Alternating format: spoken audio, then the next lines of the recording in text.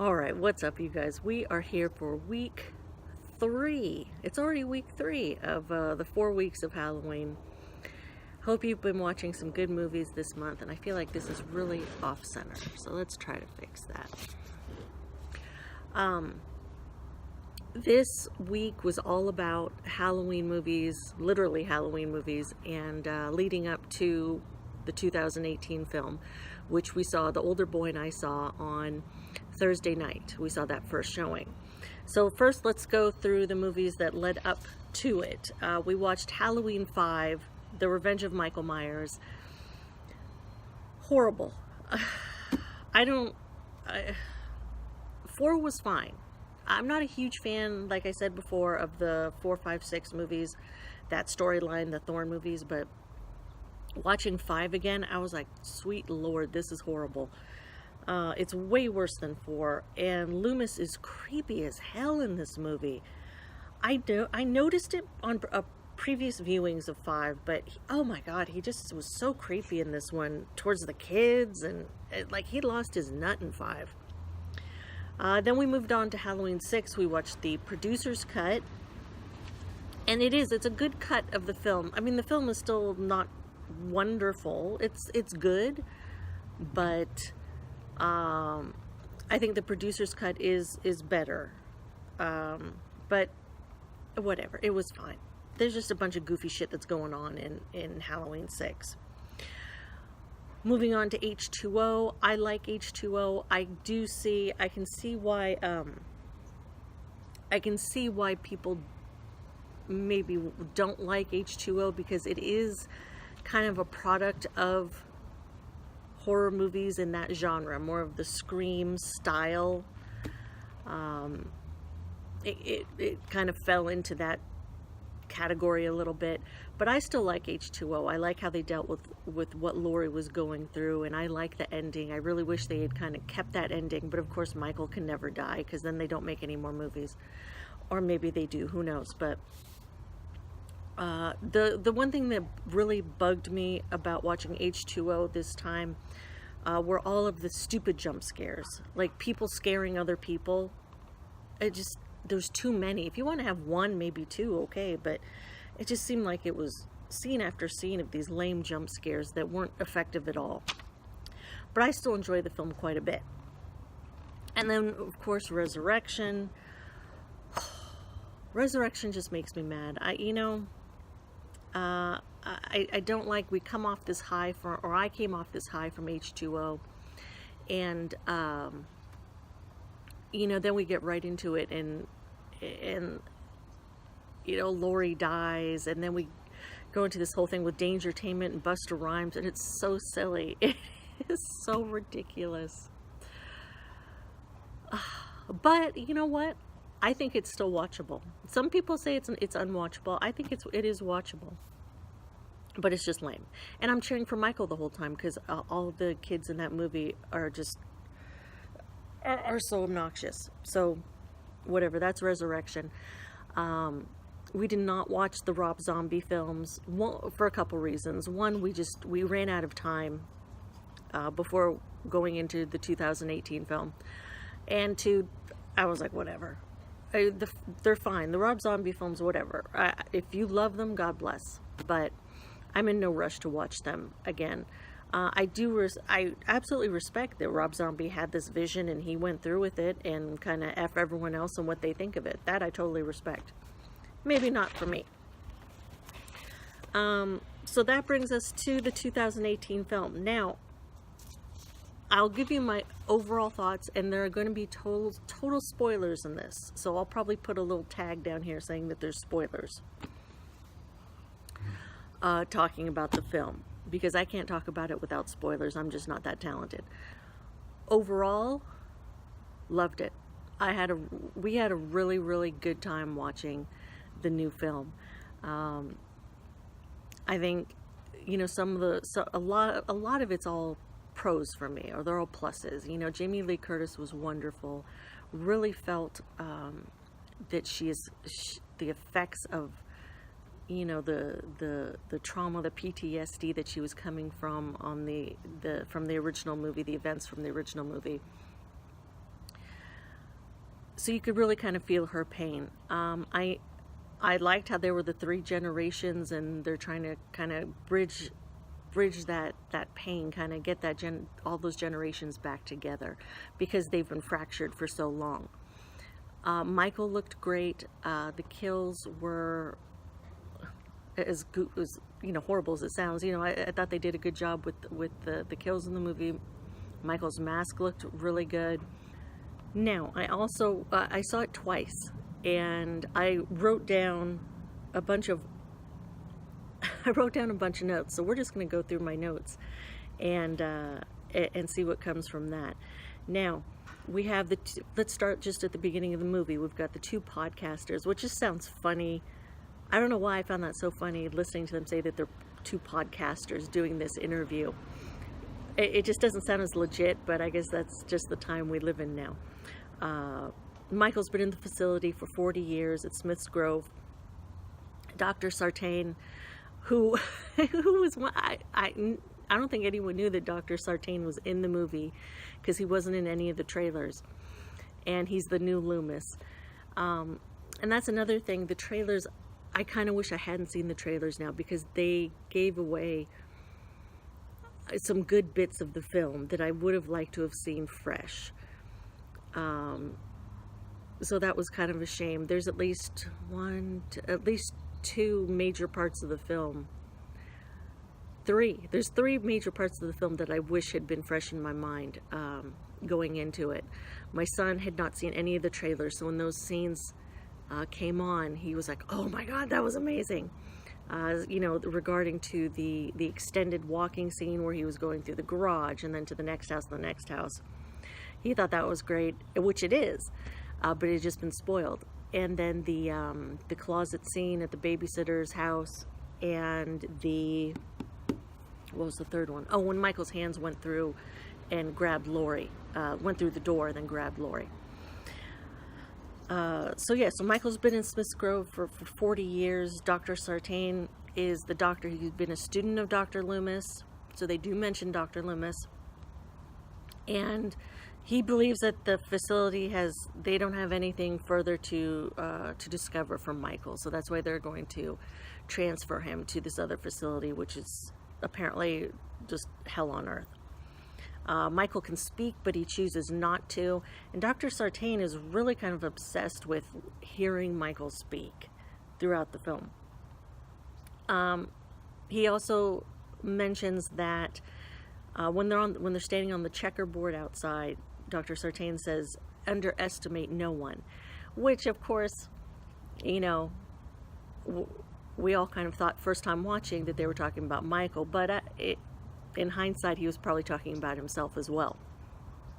The smashed pumpkin in the opening scene, in the title scene, where it was smashed and then coming back to life, I thought that was cool. That was a different take on it, kind of breathing life back into the franchise.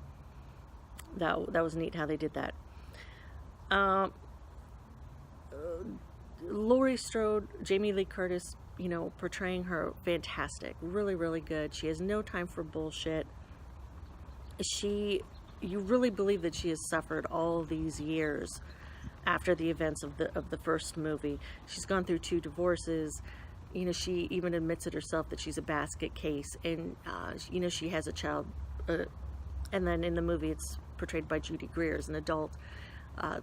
When she was 12, she had been taken away from Laurie because they felt she was an unfit mother. So there's been a lot of crap going on, through the years for Laurie. And for the daughter as well. It's just kind of all that trauma has been passed along through the years. Judy Greer was fine. She didn't have a ton to do in this film, but I thought she was fine.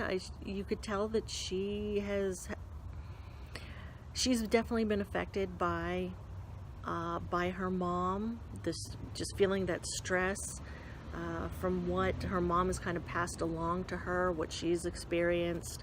So her performance was great. And then I really appreciated how There were references to the other Halloween films, but not especially in your face. They were just kind of peppered in here and there. One of the first ones was the mention of Lonnie. Lonnie was one of the bullies from the original movie, so that was kind of neat, because I had leaned over to my son. I'm like, Lonnie, where do I know that name, Lonnie? He's like, that was one of the bullies. I was like, oh yes, that's right. So now he is the Judy Greer's daughter, so Laurie's granddaughter. That is the boyfriend's dad, Lonnie, and I guess apparently he's still kind of a dipshit. I also appreciated that we kind of they showed it in the trailer, but they dealt with the fact that that Michael and Laurie are not siblings.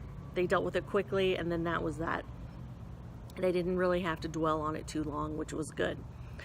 We get to the classroom scene with the granddaughter, and I didn't even notice it till it was in the credits, but PJ Soles is the teacher. You can hear her voice, because they don't show it. And I like how that kind of gives us a little kind of precursor as to the flow of the film, as to what the teacher's talking about. So she says that fate took a different course, which was kind of cool. One scene that I thought was very sad is when they were at the dinner. Judy Greer, the husband, the daughter, and then the boyfriend were at dinner, and Laurie shows up, and she sits down, and you can tell Laurie's uncomfortable being there to start, and then she kind of just breaks down crying, and you can hear they play some of the original Halloween music kind of very slowly, which was a nice touch. But you could feel that she was still, after all these years, it was still affecting her, and she's still being kind of traumatized. She's still traumatized by it and struggling with it, and you just feel bad for Laurie at that point, especially when when the daughter, Judy Greer, it may be a combination of her just being tired of it, and because she really wants her to move on, but it's a lot easier said than done. The granddaughter has more compassion for Laurie. The film was also not afraid to kill, younger kids, because that poor boy and his dad, who kind of looked like his granddad, but who am I to judge? When they stumble across the van, that's been kind of tumbled over with the patients. Yeah, they weren't afraid to kill off those two characters, for sure. I was like, are they really going to kill that young kid? Because all he wanted to do was dance. But yeah, they killed him. And then it's neat watching through the second time, because you can see Dr. Sartain's Sartain. What's his name? Sartain. You can kind of see how he was plotting along the way. The first time through, you're like, oh, well, he's his doctor. He has his best interests in mind. But that was kind of fun watching that. As we move on to the gas station scene, that was really cool, because in the background you can see Michael pulling up in the car. You can see him, getting out, walking. And then you can hear a piece of machinery or a tool falling, as you can kind of put together he's killing one of the mechanics at the station. And then, the aftermath of Michael getting the gas station guy, where his jaw was all fucking yoinked out of shape. That was gross. Oh, what I think was equally as disturbing was when the lady podcaster, she's in the bathroom, and she's rolling around trying to get away from Michael on that bathroom floor. Really, the whole time I wasn't scared. I mean, I was scared, okay, Michael's gonna get her, but I was like, do you know how disgusting that floor is on that bathroom? Ugh. That was just as terrifying. But she got it, and I'm pretty sure that the man podcaster is still alive. They never showed him dead. He looked, ganked up like crazy, but they never showed him dead. They showed her, because she got, I think, her neck broken. And they showed, I think, the mechanic guy being zipped up in the thing. but they never showed the man podcaster, so he may come back for the next one. Another little nod to the second film was as the kids were trick-or-treating at night, one of the boys had a little boombox on his shoulder, so that was kind of cool. There was a nod to Mrs. Elrod. We all saw that in the trailers. Her cutting up the ham, except she got it. She got yoinked in that one, in this new one. And of course, that whole kind of long sequence with him going from house to house, just causing mayhem and killing people. That was really cool.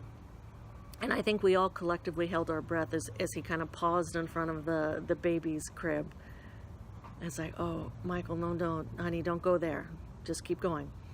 Luckily he did, and the filmmakers didn't go there. But, and then great shot. I love how the camera, instead of following Michael to that third house, it just parks right in front of the window, and we're just kind of peeping in as to what's going on. And Michael's going through the back, and then, eventually kills that lady. Really, for me, the one scene I think that could have been cut or cut down is the dance scene. It was all right. It's just the whole thing with the boyfriend and the dance scene and them dressing up as Bonnie and Clyde. I don't know. It's like they seemed to make kind of a big deal about it, but it ended up being not much of anything. So maybe that was like one kind of negative for me. As we saw in the trailer, we quickly see the Halloween 3 masks on some kids that are trick-or-treating. That was cool. The friend that's babysitting, with the shirt with the yellow sleeves when she was babysitting. The address is 707 Meridian Avenue, which is actually the address, the original address of the Myers house in Pasadena. Nice little nod. Dr. Sartain wants to know what Michael's feeling, what pleasure he gets out of killing. Yeah, he does. He really does, firsthand. Mr. Elrod is mentioned by the teenage boy that's in the backyard. And then that whole sequence was really neat, where it was the motion light.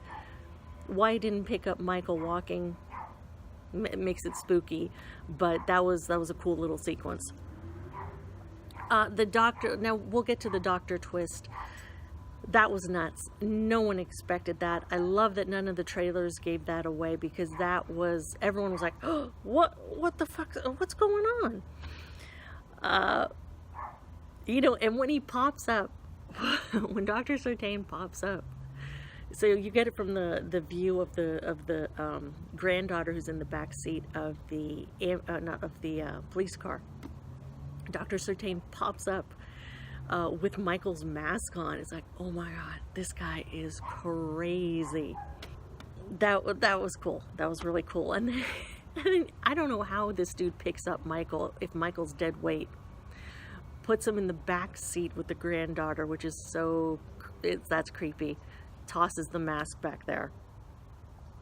And he mentions that, Dr. Sartain mentions that he's never seen him in a non-controlled environment, and he so wants that. Like, that is like his number one thing in life, is to see Michael in a non-controlled environment. And he did, because that death was brutal. That was something else. That head stomp was gross. And then we move into kind of the final sequence of the film. And, at Laurie's house, wonderful tension during that scene, where Michael and Laurie are kind of playing cat and mouse. You don't know where he's hiding. And then you kind of get a reverse Michael, where Laurie falls off the balcony. And then Michael turns around, looks back, and then she's gone. Awesome. That was cool. And then when Judy Greer, we're all thinking, oh my God, she's losing her marbles. She can't handle this. They're all gonna die. And they were playing him. She was playing him the whole time. My son and I were just like kind of nudging each other, like, she was playing him the whole time. that was awesome. And then, you know, playing off the first film where you have the light kind of slow, well, not slowly, it went a little bit quicker for Laurie, but shine on her face, and then pushes Michael down into the, or stabs him, and then he eventually falls into that panic room. And listen, we all know Michael's not dead. It was a great scene, doesn't take anything away from it, but we all know Michael's not dead. And if you stayed through to the end of the credits, we could hear Michael breathing, of course. And then the three generations are kind of united at the very end in the back of the van. It would be cool. I don't know where they're going with this next one. I don't know. It would be cool if maybe they're going to pick up right as the first one ends. Who knows? I don't know. We'll see. I really hope, really hope that it's going to be just as strong as this first one, and isn't, you know, rushed or anything. Just, I hope they kind of take their time and do a good job with the sequel, because you know there's going to be a sequel. This one made a gank of money. And I'm glad it did. It's really good to see Halloween back, the franchise. And I hope to see, you know, the other franchises make a comeback as well. You know, Friday, Nightmare. I just hope they do a good job with them, and nothing's rushed, and they put out kind of this inferior product. Because it's about time kind of the big three made a comeback. So, yeah, so we had a great time with it. I'm looking forward to seeing it again, picking up more little things. I know this, you know, this week, this video is mostly focused on the new Halloween movie, but it had to be. This was the big one, you know, we were all waiting for this month. So let me know what you thought of the film down below. If you enjoyed it, if you didn't enjoy it, let me know why. It's all good if you didn't like it. I mean, that's what's awesome about movies. We all don't have to have the same opinions. It's fun to hear what other people think, because you can pick up on different things, you know, when you have a conversation with someone. So thanks for joining me. Take care, and I will catch you guys next time.